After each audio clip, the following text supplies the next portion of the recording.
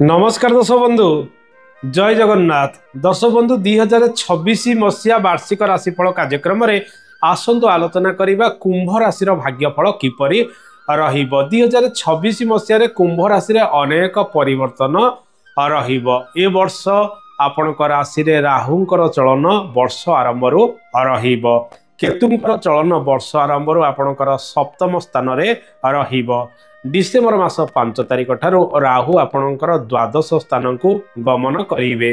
से भली केतु आपणकर षष्ठ स्थान को गमन करेंगे।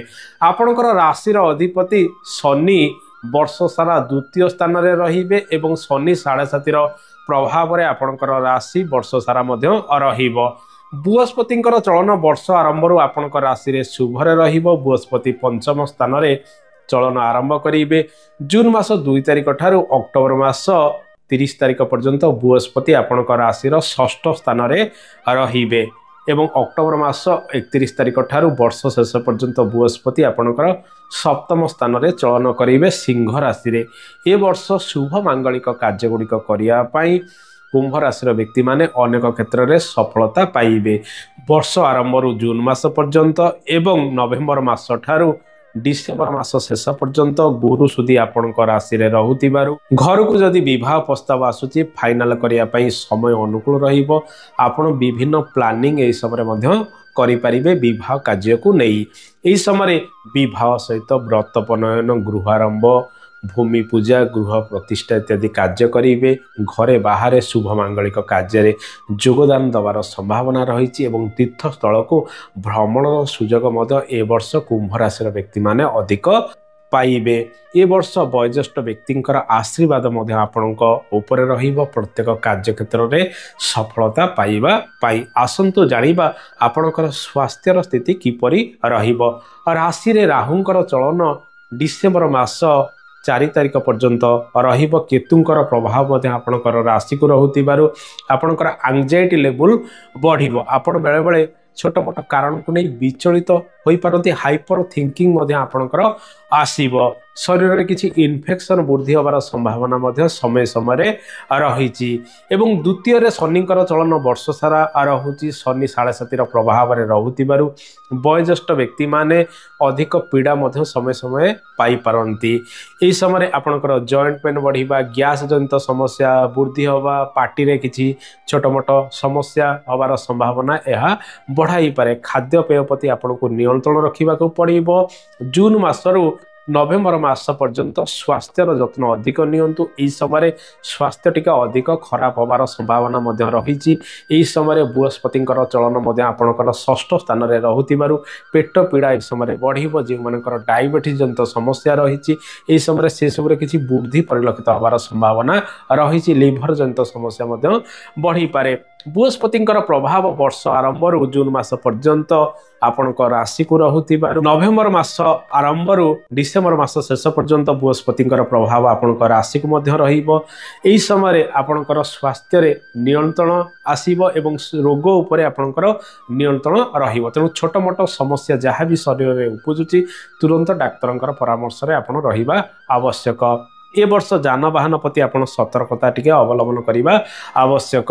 ए वर्ष संतान सुख आपण को मिलिबो। पंचम रे बृहस्पतिंकर चलन रहूथिबारु जून मास पर्यंत अत्यंत शुभ समय रहिबो। नवविवाहिता दंपति माने एही समय प्लानिंग इत्यादि करि परिबे। गर्भधारण करियार अनुकूल समय रहिबो एवं पूर्व जदि आपण गर्भधारण करिथिबे जून मास पर्यंत संतान मध्ये आपण को कोळ को आसीबार संभावना रही। आसंतु जानिबा कुंभ राशि व्यक्ति कैरियर 2026 मसीह किपरि रहिबो। बृहस्पति चलन वर्षर अनेक मास पर्यंत शुभ रे रहुची एवं वर्ष कुंडलीर दशम एकादश भावर ग्रह माने ए वर्ष वर्ष कुंडली रे शुभ रे रहउचंती।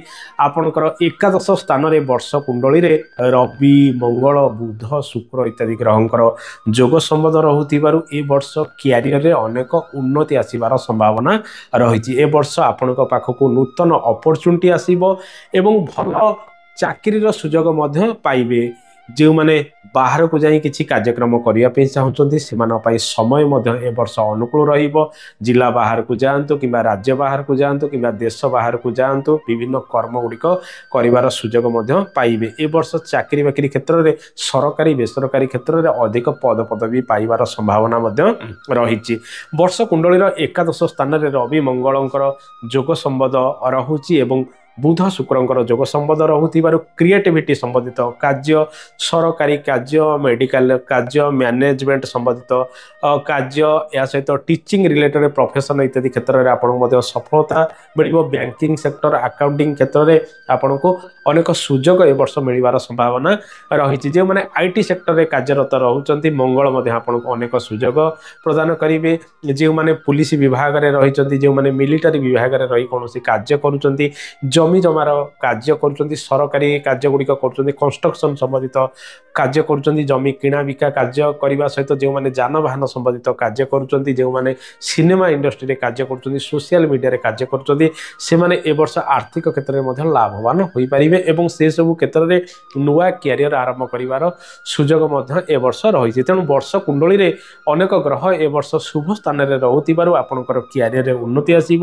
ଭାଗ୍ୟ କ୍ଷେତ୍ରରେ ମଧ୍ୟ ଅନେକ ଉନ୍ନତି ଆସିବାର ସମ୍ଭାବନା ରହିଛି। ଯେଉଁ କାର୍ଯ୍ୟ କରୁଛନ୍ତି ଯତ୍ନବାନ ହେଇ ପ୍ରତ୍ୟେକ କାର୍ଯ୍ୟ କରନ୍ତୁ। ଶନି ଦ୍ୱିତୀୟରେ ରହି ଆପଣଙ୍କର ଅଷ୍ଟମ ଭାବକୁ ଦେଖୁଥିବାରୁ ସଂଘର୍ଷ ମଧ୍ୟ ଦେବେ ପ୍ରତ୍ୟେକ କାର୍ଯ୍ୟରେ। ହାଇପର ଥିଙ୍କିଂ ଠାରୁ ଦୂରେଇ ରୁହନ୍ତୁ। ଆପଣଙ୍କ ରାଶିରେ ବର୍ଷର ଅନେକ ମାସ ପର୍ଯ୍ୟନ୍ତ ରହୁଥିବାରୁ ଟିକେ ଡିଷ୍ଟର୍ବାନ୍ସ ମଧ୍ୟ ବେଳେବେଳେ ଉପୁଜାଇପାରେ। ଏ ବର୍ଷ ବୟୋଜ୍ୟେଷ୍ଠ ବ୍ୟକ୍ତିମାନଙ୍କର ସହଯୋଗ ନିଅନ୍ତୁ।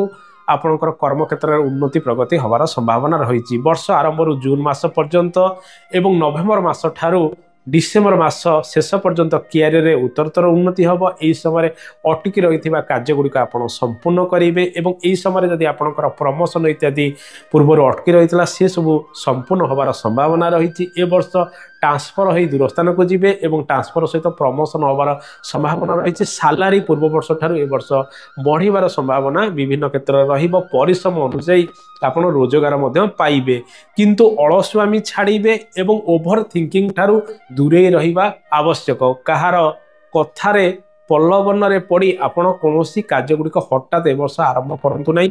ରାହୁ ଆପଣଙ୍କ ରାଶିରେ ରହି ଏସବୁ ଡିଷ୍ଟର୍ବାନ୍ସ ମଧ୍ୟ ବେଳେବେଳେ ଉପୁଜାଇପାରେ। ମୁଣ୍ଡରେ କୁବୁଦ୍ଧି ମଧ୍ୟ ଆପଣଙ୍କର ପଶିପାରେ, ତେଣୁ ସେସବୁକୁ ନିୟନ୍ତ୍ରଣରେ ରଖିବା ଆବଶ୍ୟକ। ଦର୍ଶକ ବନ୍ଧୁ, ଏ ବର୍ଷ ବ୍ୟବସାୟ ବାଣିଜ୍ୟରେ ମଧ୍ୟ ଉନ୍ନତି ଆସିବାର ସମ୍ଭାବନା ରହିଛି। ନଭେମ୍ବର ମାସ ଠାରୁ ଡିସେମ୍ବର ମାସ ଶେଷ ପର୍ଯ୍ୟନ୍ତ ବ୍ୟବସାୟ ବାଣିଜ୍ୟରେ ନୂତନତ୍ୱ ଆସିବ। ଏହି ସମୟରେ ନୂତନ ବ୍ୟବସାୟ ବାଣିଜ୍ୟ ଆପଣ ଆରମ୍ଭ କରିବାର ସୁଯୋଗ ମଧ୍ୟ ପାଇପାରନ୍ତି। ଏ ବର୍ଷ ଋଣ ଆପଣ ଜୁନ ମାସ ଠାରୁ ନଭେମ୍ବର ମାସ ପର୍ଯ୍ୟନ୍ତ କଦାପି ନିଅନ୍ତୁ ନାହିଁ। ଏହି ସମୟରେ ଋଣଜନିତ କାର୍ଯ୍ୟ କ୍ଷେତ୍ରରେ ଆପଣ ଫସି ଯାଇପାରନ୍ତି। ଏହି ସମୟରେ ବ୍ୟବସାୟ ବାଣିଜ୍ୟରେ ବାକି ବୁକର କାହାକୁ ଅଧିକ ଦିଅନ୍ତୁ ନାହିଁ କିମ୍ବା ଅଧିକ ନିବେଶ ଜୁନ ମାସ ଠାରୁ ନଭେମ୍ବର ମାସ ପର୍ଯ୍ୟନ୍ତ କରନ୍ତୁ ନାହିଁ। ଅନ୍ୟାନ୍ୟ ମାସ ଗୁଡ଼ିକ ବର୍ଷ ଆରମ୍ଭରୁ ଜୁନ ପର୍ଯ୍ୟନ୍ତ ଏବଂ ନଭେମ୍ବରରୁ ଡିସେମ୍ବର ମାସ ପର୍ଯ୍ୟନ୍ତ ଚାକିରି ବାକିରି ଠାରୁ ଆରମ୍ଭ କରି ବ୍ୟବସାୟ ବାଣିଜ୍ୟରେ ଉତ୍ତରୋତ୍ତର ଉନ୍ନତି ହେବାର ସମ୍ଭାବନା ରହିଛି। ଭାଗିଦାରୀରେ ବିଭିନ୍ନ କାର୍ଯ୍ୟ ଗୁଡ଼ିକ କଲେ ମଧ୍ୟ ରାହୁ କେତୁଙ୍କର ପ୍ରଭାବ ଆପଣଙ୍କର ସପ୍ତମ ସ୍ଥାନକୁ ରହୁଥିବାରୁ ପରସ୍ପର ମଧ୍ୟରେ ମନୋମାଳିନ୍ୟ ଉପୁଜିପାରେ। ତେଣୁ ସେଲ୍ଫ ଡିପେଣ୍ଡେଣ୍ଟ ହେଇ ପ୍ରତ୍ୟେକ କାର୍ଯ୍ୟ ବ୍ୟବସାୟ ବାଣିଜ୍ୟରେ କରିବା ଆବଶ୍ୟକ। ଏ ବର୍ଷ ମାର୍କେଟିଂର କାର୍ଯ୍ୟ ଗୁଡ଼ିକ ବଢ଼ିବ। ଆପଣଙ୍କର କମ୍ୟୁନିକେସନ ସ୍କିଲ୍ ମଧ୍ୟ ବଢ଼ିବ। ଶନି ଦ୍ୱିତୀୟରେ ରହୁଥିବାରୁ ଉତ୍ତମ କଥା ସମସ୍ତଙ୍କୁ କହିବା ଆବଶ୍ୟକ ଏବଂ ଗ୍ରାହକମାନଙ୍କୁ କିପରି ଆକର୍ଷିତ କରିବେ ସେଥିପ୍ରତି ଆପଣଙ୍କୁ ଅଧିକ ସଜାଗ ମଧ୍ୟ ଏ ବର୍ଷ ରହିବାର ରହିଛି। ଏ ବର୍ଷ ଆୟ ବ୍ୟୟର ସ୍ଥିତି ଯଦି ଦେଖିବା, ଏ ବର୍ଷ ଭଲ ରୋଜଗାର ଆପଣ କରିବେ। ହାତକୁ ଭଲ ପଇସା ଆସିବ। ଆପଣଙ୍କର ଆୟ ଭାବର ଗ୍ରହ ବୃହସ୍ପତି ପଞ୍ଚମରେ ରହି ଆପଣଙ୍କର ଏକାଦଶ ଭାବକୁ ମଧ୍ୟ ପ୍ରଭାବିତ କରିବେ ଏବଂ ସପ୍ତମରେ ରହି ମଧ୍ୟ ଆପଣଙ୍କର ଏକାଦଶ ଭାବକୁ ବୃହସ୍ପତିଙ୍କର ଦୃଷ୍ଟି ସମ୍ବନ୍ଧ ରହୁଥିବାରୁ ଏ ବର୍ଷ ପୂର୍ବ ବର୍ଷ ଠାରୁ ଭଲ ରୋଜଗାର ଆପଣଙ୍କ ପାଖକୁ ଆସିବ। ବିଭିନ୍ନ କର୍ମକ୍ଷେତ୍ରକୁ ଚାକିରି ହେଉ ବା କୃଷି କର୍ମ ହେଉ ବା ଆପଣଙ୍କର ବ୍ୟବସାୟ ବାଣିଜ୍ୟକୁ ନେଇ ଆପଣ ଭଲ ଦୁଇ ପଇସା ମଧ୍ୟ ଏ ବର୍ଷ ରୋଜଗାର କରିବେ, କିନ୍ତୁ ଧନ ସଞ୍ଚୟ ଭଲ ହେବ ନାହିଁ।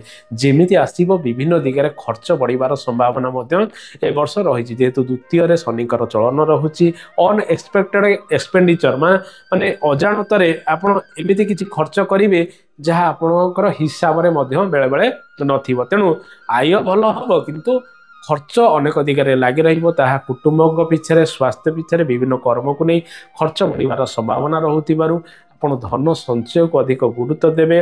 ଜମି ଜମା କାର୍ଯ୍ୟରେ ନିବେଶ କରନ୍ତୁ। ସୁନା ରୂପାରେ ଏ ବର୍ଷ ନିବେଶ କରିବା ଆବଶ୍ୟକ। ଜୁନ୍ ମାସ ଠାରୁ ନଭେମ୍ବର ମାସ ପର୍ଯ୍ୟନ୍ତ ଆପଣଙ୍କ ପଛରେ କିଛି ଶତ୍ରୁତା ବଢ଼ିବାର ସମ୍ଭାବନା ରହିଛି। ଏହି ସମୟରେ ବାଦ ବିବାଦ ଉପୁଜିବାର ସମ୍ଭାବନା ରହୁଥିବାରୁ ଆପଣ ନିୟନ୍ତ୍ରଣରେ ରହିବା ଆବଶ୍ୟକ। ଦର୍ଶକ ବନ୍ଧୁ, ଆସନ୍ତୁ ଜାଣିବା ବିଦ୍ୟାର୍ଥୀମାନଙ୍କ ପାଇଁ ସମୟ କିପରି ରହିବ। ପଞ୍ଚମରେ ବୃହସ୍ପତିଙ୍କର ଚଳନ ଜୁନ୍ ମାସ ପର୍ଯ୍ୟନ୍ତ ରହୁଥିବାରୁ ବିଦ୍ୟାର୍ଥୀମାନେ ପରୀକ୍ଷାରେ ଭଲ ପ୍ରଦର୍ଶନ କରିବେ। ରାହୁ ଚଳନ ଆପଣଙ୍କ ରାଶିରେ ରହୁଥିବାରୁ ଓଭର କନଫିଡେନ୍ସ ଠାରୁ ଦୂରେଇ ରୁହନ୍ତୁ। ମୁଁ ସବୁ ଜାଣିଛି, ସବୁ କରିଦେବି, ଏସବୁ ଥିଙ୍କିଂ ଠାରୁ ଦୂରେଇ ରହିଲେ ଆପଣ ପରୀକ୍ଷାରେ ଭଲ ପ୍ରଦର୍ଶନ କରିବେ। ପଞ୍ଚମରେ ବୃହସ୍ପତିଙ୍କର ଚଳନ ଜୁନ୍ ମାସ ପର୍ଯ୍ୟନ୍ତ ରହୁଥିବାରୁ ଏହି ସମୟରେ ଅନେକ କମ୍ପିଟେଟିଭ୍ ଏକ୍ଜାମ୍ ରହିଥାଏ ଏବଂ ଅନେକ ବାର୍ଷିକ ପରୀକ୍ଷା ରହୁଥିବାରୁ ଛାତ୍ରଛାତ୍ରୀମାନେ ସେମାନଙ୍କର ପରିଶ୍ରମ ଅନୁଯାୟୀ ଭଲ ପ୍ରଦର୍ଶନ କରିପାରନ୍ତି। ଭଲ ମାର୍କ ମଧ୍ୟ ଆଣିବାର ସମ୍ଭାବନା ରହିଛି। ଭଲ ଜାଗାରେ ସେମାନଙ୍କର ଆଡମିସନ ହେବାର ସମ୍ଭାବନା ମଧ୍ୟ ରହିବ। କିନ୍ତୁ ହାଇପର ଥିଙ୍କିଂ ଏବଂ ସବୁ ଜାଣିଛି, ସବୁ କରିଦେବି, ଏସବୁଠାରୁ ଦୂରେଇ ରୁହନ୍ତୁ। ପରିଶ୍ରମ ଟିକେ ଜାରି ରଖନ୍ତୁ ଏବଂ ବର୍ଷ ଶେଷ ଠାରୁ ମଧ୍ୟ ଛାତ୍ରଛାତ୍ରୀମାନେ ବିଦ୍ୟା କ୍ଷେତ୍ରରେ ଭଲ ପ୍ରଦର୍ଶନ କରିବେ। ତେଣୁ ଏ ବର୍ଷଟି ବିଦ୍ୟାର୍ଥୀମାନଙ୍କ ପାଇଁ ସମୟ ଅନୁକୂଳ ରହିବ। ବିଭିନ୍ନ ଦିଗରେ ଭିନ୍ନ ଭିନ୍ନ ପାଠ ପଢ଼ିବାର ସୁଯୋଗ ମଧ୍ୟ ପାଇବେ। ଦର୍ଶକ ବନ୍ଧୁ, ଆସନ୍ତୁ ଜାଣିବା ଏ ବର୍ଷ ଦାମ୍ପତ୍ୟ ଜୀବନ କିପରି ରହିବ। ରାହୁ କେତୁଙ୍କର ପ୍ରଭାବରେ ଆପଣଙ୍କର ରାଶି ରହୁଥିବାରୁ ଜୀବନସାଥୀଙ୍କ ସ୍ୱାସ୍ଥ୍ୟ ବେଳେବେଳେ ହାନି ହୋଇପାରେ। ପରସ୍ପର ମଧ୍ୟରେ ବେଳେବେଳେ ମନୋମାଳିନ୍ୟ କିଛି ଉପୁଜିବାର ସମ୍ଭାବନା ରହିଛି। କିନ୍ତୁ ନଭେମ୍ବର ମାସ ଠାରୁ ବର୍ଷ ଶେଷ ପର୍ଯ୍ୟନ୍ତ ସେସବୁ ସ୍ଥିତିରେ ନିୟନ୍ତ୍ରଣ ଆସିବ ଏବଂ ସୁଖ ମଧ୍ୟ ବଢ଼ିବ। ଜୀବନସାଥୀଙ୍କ ସହିତ ବୁଲାବୁଲିର ସୁଯୋଗ ପାଇବେ। ଏ ବର୍ଷ ଜୀବନସାଥୀଙ୍କୁ ନେଇ ବିଭିନ୍ନ କାର୍ଯ୍ୟ ମଧ୍ୟ କରିବେ। ସେ ଯେଉଁ କାମରେ ହାତ ପକାଇବେ ଆପଣ ମଧ୍ୟ ସେ କାମରୁ କିଛି ଲାଭ ପାଇବାର ସମ୍ଭାବନା ମଧ୍ୟ ଏ ବର୍ଷ ରହିଛି। ତେଣୁ ତାଙ୍କୁ ନେଇ ବହୁତ କାର୍ଯ୍ୟ ଏ ବର୍ଷ କରନ୍ତୁ, କିନ୍ତୁ ମତାନ୍ତର ଠାରୁ ଦୂରେଇ ରହିବା ଆବଶ୍ୟକ। ଦର୍ଶକ ବନ୍ଧୁ, ପାରିବାରିକ ଜୀବନରେ ଏ ବର୍ଷ ବହୁତ କାର୍ଯ୍ୟ କରିବେ। ମହିଳାମାନେ କାର୍ଯ୍ୟ ବ୍ୟସ୍ତତାରେ ରହିବେ। ଘରୋଇ ଚାପ ଅବଶ୍ୟ ରହିବ। ଶନିଙ୍କର ପ୍ରଭାବ ଯେହେତୁ ଚତୁର୍ଥ ସ୍ଥାନକୁ ରହୁଛି, କାର୍ଯ୍ୟଗୁଡ଼ିକ ଧୀରେ ଧୀରେ ଆପଣଙ୍କର ସମ୍ପାଦିତ ହେବ। ତେଣୁ କୌଣସି କାର୍ଯ୍ୟକୁ ପେଣ୍ଡିଂରେ ରଖନ୍ତୁ ନାହିଁ। ଯଦି ନୂଆ ଘର ଆରମ୍ଭ କରିଛନ୍ତି ତାକୁ ଠିକ୍ ସମୟରେ ସାରିବା ପାଇଁ ଚେଷ୍ଟା କରିବେ। ଯଦି ଜମିବାଡ଼ିର କାର୍ଯ୍ୟଗୁଡ଼ିକ କରୁଛନ୍ତି ଏବଂ ସମୟ ପୂର୍ବରୁ ସାରିଦେବା ଆବଶ୍ୟକ। ଏ ବର୍ଷ ଆପଣ ନୂତନ ଗୃହ ଆରମ୍ଭ କରିବାର ସୁଯୋଗ ମିଳିବ। ଯେହେତୁ ଗୁରୁ ସୁଧି ଆପଣଙ୍କ ରାଶିରେ ରହୁଛି, ଜୁନ୍ ମାସ ପର୍ଯ୍ୟନ୍ତ ଆପଣ ନୂତନ ଗୃହ ଆରମ୍ଭ କରିପାରିବେ। ତତ୍ପରେ ନଭେମ୍ବର ମାସ ଠାରୁ ବର୍ଷ ଶେଷ ପର୍ଯ୍ୟନ୍ତ ଶୁଭ ସମୟ ରହୁଛି। ଏହି ସମୟରେ ମଧ୍ୟ ଗୁରୁ ସୁଧି ରହୁଥିବାରୁ ମାର୍ଗଶିର ମାସରେ ଆପଣ ନୂତନ ଗୃହ ଇତ୍ୟାଦି ଆରମ୍ଭ କରିବାର ସୁଯୋଗ ମଧ୍ୟ ପାଇବେ। ଦର୍ଶକ ବନ୍ଧୁ, ଏ ବର୍ଷ ଅଳଙ୍କାର କିଣାକିଣି, ଯାନବାହନ କିଣାକିଣି କ୍ଷେତ୍ରରେ ମଧ୍ୟ ଆପଣଙ୍କର ଖର୍ଚ୍ଚ କିଛି ବଢ଼ିବାର ସମ୍ଭାବନା ରହିଛି। ବନ୍ଧୁଙ୍କର ସହଯୋଗ ମିଳିବ। ବିଭିନ୍ନ ବ୍ୟକ୍ତିଙ୍କ ସହିତ ସମ୍ପର୍କ ଏ ବର୍ଷ ବଢ଼ିବାର ସମ୍ଭାବନା ରହିଛି। ଲଭ୍ ଲାଇଫ୍ରେ ମଧ୍ୟ ଟୁଇଷ୍ଟ ଆସିବ। ପ୍ରେମରେ ଆପଣ ସଫଳ ହେବେ। ବିଭିନ୍ନ ରିଲେସନସିପ୍ରେ ଯିବାର ସମ୍ଭାବନା ରହିଛି। ଯେଉଁ ସବୁ ବ୍ରେକଅପ୍ ପୂର୍ବରୁ ଲାଗି ରହୁଥିଲା ସେସବୁରେ ଅନେକ ସମାଧାନ ଆସିବାର ସମ୍ଭାବନା ରହିଛି। ନୂତନ ସମ୍ପର୍କ କାହା ସହିତ ଯୋଡ଼ି ହେବାର ସମ୍ଭାବନା ମଧ୍ୟ ଏ ବର୍ଷ ରହିଛି। କୁମ୍ଭ ରାଶିର ବ୍ୟକ୍ତିମାନେ ଶନି 7.5ର ପ୍ରଭାବରେ ଏବଂ ରାହୁଙ୍କର ଅଶୁଭ ପ୍ରଭାବରେ ରହୁଥିବାରୁ ଏ ବର୍ଷ କୁକୁର, କାଉ, ମଇଁଷିକୁ ପ୍ରତ୍ୟେକ ଦିନ ଖାଇବାକୁ ଦିଅନ୍ତୁ। ଗରିବ ଅସହାୟ ଲୋକଙ୍କର ସାହାଯ୍ୟ ସହଯୋଗ କରନ୍ତୁ। ଦାନ ପୁଣ୍ୟର କାର୍ଯ୍ୟଗୁଡ଼ିକ କରନ୍ତୁ। ଘରେ ପ୍ରତ୍ୟେକ ଦିନ ସୁନ୍ଦରକାଣ୍ଡ ପାଠ କରନ୍ତୁ। ହନୁମାନ ଚାଳିଶା ପାଠ କରନ୍ତୁ। ମହାଦେବଙ୍କ ପାଖରେ ବେଲପତ୍ର ଅର୍ପଣ କରି ଜଳାଭିଷେକ କରନ୍ତୁ ଏବଂ ମୃତ୍ୟୁଞ୍ଜୟ ମନ୍ତ୍ର ଟିକେ ପ୍ରତ୍ୟେକ ଦିନ ଜପ କରନ୍ତୁ। ଆଶା କରେ କାର୍ଯ୍ୟକ୍ରମଟି ଆପଣଙ୍କୁ ଭଲ ଲାଗିଥିବ। କାର୍ଯ୍ୟକ୍ରମ ସମ୍ପର୍କରେ ମତାମତ ଦେବେ। ଆଜି ତ ସମୟ ହେଇଯାଇଛି, ଆଜି ପାଇଁ ଏତିକି। ନମସ୍କାର, ଜୟ ଜଗନ୍ନାଥ, ଧନ୍ୟବାଦ।